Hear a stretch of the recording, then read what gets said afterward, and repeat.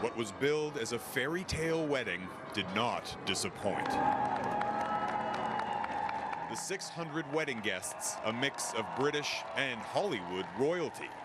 Her Majesty the Queen joined by America's Queen, Oprah, along with the Clooneys and the Beckhams, all taking their seats inside St. George's Chapel, as thousands of others gathered outside in front of large TV screens. The eyes of the world watching and waiting for the bride to make her entrance.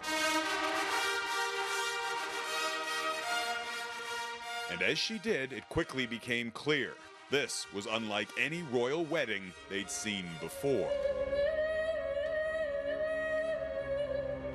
Meghan Markle joined one of the world's oldest institutions by simultaneously breaking with its traditions.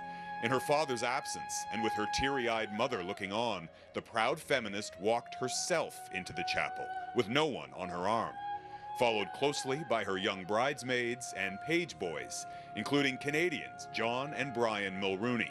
The 7-year-old grandsons of Canada's former Prime Minister momentarily stole the spotlight by flashing this excited, toothless grin. Their mother is one of Markle's closest friends. The bride was met halfway by the future king and her future father-in-law, Prince Charles, who walked her the rest of the way down the aisle to her waiting prince. Absolutely gorgeous, he says. Harry, I give you this ring. Harry, I give you this ring. Prince Harry also broke with tradition by receiving a wedding band, unusual for men in the monarchy. And instead of a somber sermon, the couple opted for this. Sit down, we got to get you all married. A rousing address by the church's first black presiding bishop, a nod to Markle's mixed-race heritage. The late Dr. Martin Luther King once said, and I quote, "We must discover the power of love, the redemptive power of love." When the night has come. The 1,000-year-old castle was then filled with a gospel choir's performance of the civil rights anthems, This Little Light of Mine and Stand By Me. As you stand by me. That seemed to have people everywhere singing along. They are husband and wife. But the biggest cheers were reserved for this.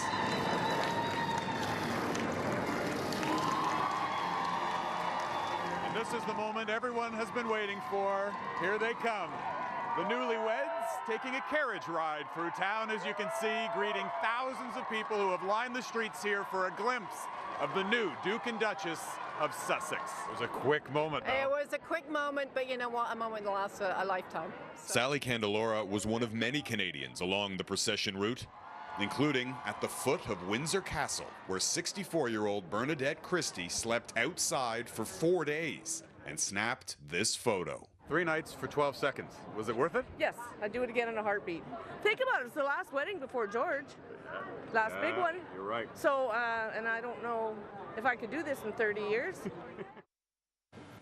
And the celebration continues here tonight, Donna. There was a reception earlier at Windsor Castle that included a performance by Elton John, and tonight we're told that they're at Frogmore House with 200 of their closest friends and relatives dancing the night away, and that Meghan, in fact, was spotted wearing her wedding present from Harry, a ring that used to belong to his mother. Oh, lovely gesture. And Jeff, you've been covering the lead up to this and now the ceremony today. What struck you the most? Well, you know, we cover a lot of these royal events, of course, and you get used to seeing the same group of die-hard royal fans at just about all of them. But, you know, there were 100,000 people out there today from Canada and right across the Commonwealth. They spent a lot of time, a lot of money to get here because they said they felt they needed to be here. A lot of them talked about just being depressed by the state of the world today and that they wanted to believe in a real-life fairy tale, even if it's just for today, Donna. Quite the love story. Jeff Semple, thank you.